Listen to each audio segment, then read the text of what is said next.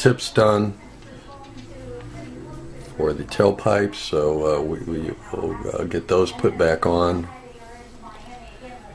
I'll put these up here so I don't lose them. We've got the fan and pulleys and belt on the 440, so I have to make an alternator bracket before we put the alternator on, but we got that a little bit done.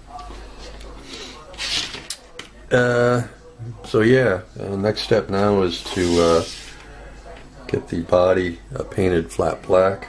We'll use Delta Ceramcoat or Folk Art Licorice for that. We'll just use the paint as a primer.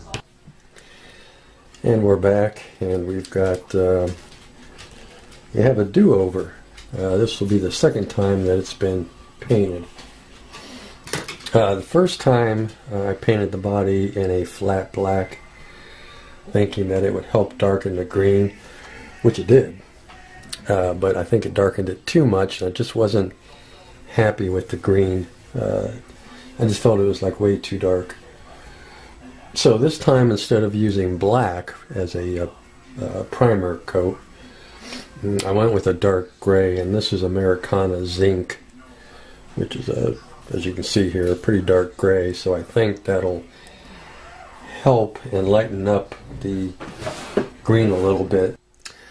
Okay, we're back, and we've got another, I don't know, 2 or 3 coats of the green on the body, and I think it's right about where I want it as far as shade. We took the hood off, painted inside the engine compartment, because that gets painted the body color, and I have enough left over to do the firewall, or not the firewall, the radiator support.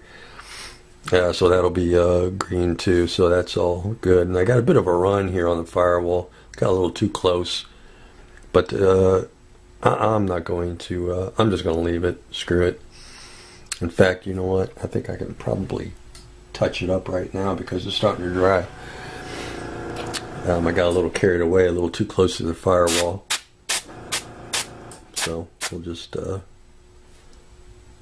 leave it because that's going to be hidden by the engine anyway, so I'm not going to worry about that run. But we'll let this dry now, and I'll let it sit for a day and we'll let it dry. And then we might, and I don't want to touch it right now, but we might go over it real lightly, and I mean lightly, with 600 to knock off any boogers in it or any roughness. Because if your paint's rough, I don't care how much clear you're going to put on it, the clear is going to be rough.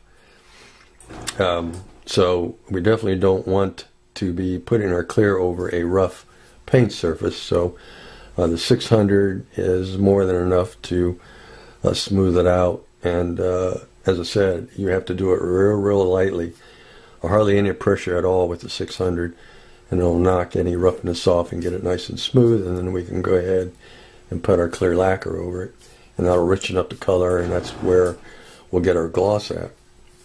Or you could use Future as well, it doesn't matter. Acrylic, lacquer, enamel, doesn't matter. Any kind of clear that you're happy with, or any kind of clear you're comfortable using, doesn't matter. Craft acrylic is real friendly with clears, whether it's enamel, lacquer, or acrylic. It takes the clears quite well. And that brings me to my second thing I want to touch on real quick, and that is clears. I do mine a little differently than most guys. A lot of guys will just pour the Future right into their paint and spray it on with the Future, and they're good to go. I don't like doing it that way, and I like treating this as a two-stage process like real automotive paint is, where you have your base color and then you get your gloss from your clear. I like doing it that way only because if I screw up, and I screw up plenty, all I got to do is take this body, put it underneath water, grab me a toothbrush and clean it all up, and I'm back down to the bare plastic just by using soap and water. You know, just like, you know, I sprayed this with black first and then I put the green on it, decided, you know, I don't like that. I just took this body, ran over to the sink, ran it underneath water, added a little bit of Dawn soap, took a toothbrush with me, and cleaned the body right off back down the bare plastic, and I start it all over, no harm, no foul. So that's why I do this as a two-step process. I put my paint on first. If I'm happy with it, then I go back and add my clear coat. One of the things I did was, this is just mocked up, but one of the things I did was kind of work on the paint finish. I thought it had just a little too much orange peel.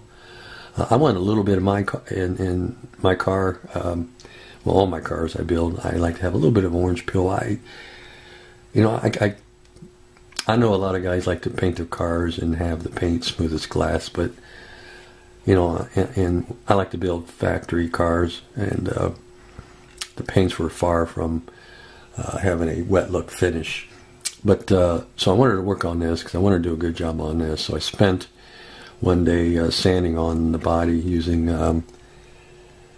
about 6,000 grit, I would say, maybe a little higher, and sanding the clear lacquer over the paint. Obviously, we don't want to burn through the lacquer. We don't want to get down into the paint. That's not where the orange peel is at. The orange peel is in the lacquer, and I knew I was going to get that when I shot with lacquer, because I shot this outside in low 40-degree weather, which isn't really ideal to be shooting lacquer. But anyway, I knew this would happen, so I already had a plan of what I was going to do. So as I said, we sanded this a couple times to some 6,000, try to get some of the orange peel out but leave some of it in. And then when we were done sanding on it, I went over the body with Novus 2. I would say a couple times, about 2 times I went over it with Novus 2. And then I went over it once with the Novus 1 to kind of wax it up. And I think we're at where I want to be. I mean, you can see my reflection in the top and on the back here. So I think we're about there. So I don't think I'm going to do any more. I got rid of a lot of the orange peel, but I still left some in there. So I think we're getting, more of a realistic finish on this coronet. It's going to look pretty super, I think, when it's all said and done. So that's the coronet, the body. Also, too, I think I'm going to bring in these front wheels a little bit. I think they're a little too close to the fender. So like the back, I'm going to take the wheel backs and I'll cut off that shoulder, and that should bring the wheels in a little bit, about 1/8 of an inch. And I think that'll look a little bit more realistic, a little bit more better than having them right up against the fender here, because they're pretty close. So I think I think we're going to do that as well. And I'll get to that when I get the engine done. We still got to clear coat the inside of the engine bay. This is just paint. There's no clear on it. So I'll just probably use Future. I'm not going to worry about that. Future will get that engine compartment shiny enough. So that's the body. I've been working on the 440. We got the alternator on it, and I just have to dull coat that. What I've been working on is the air cleaner. I'm trying to get it looking more correct for a ram air setup. As you recall, this kit is set up for a 6-pack hood. It's got the hood scoop and all that other crap. And we're switching it over to a ram air setup, which I still have to paint underneath the hood. But we're switching this over to a ram air setup. So I want it to be correct. So I took the kit supplied air cleaner and added the big rubber gasket that these had.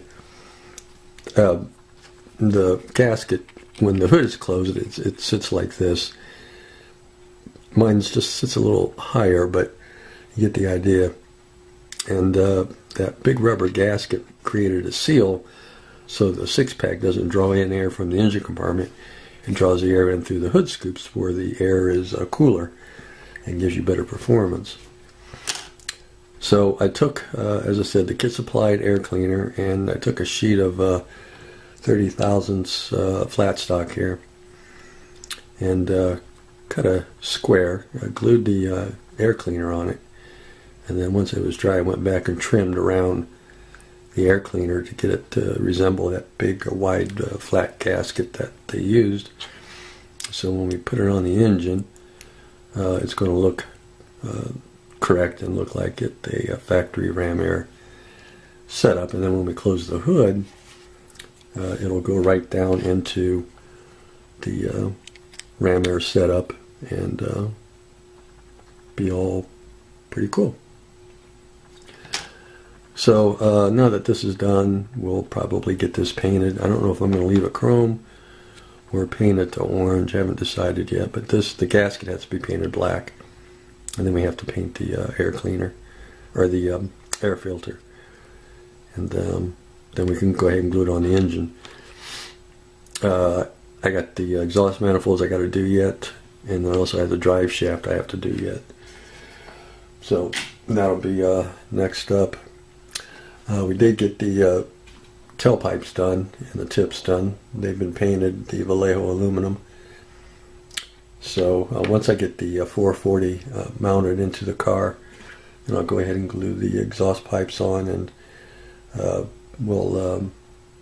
probably take my Prismacolor marker just on the tips only to brighten them up a little bit, and we'll paint the openings here flat black, so it looks like they're actual tips. So we got that done over the holiday, and that's really about it. I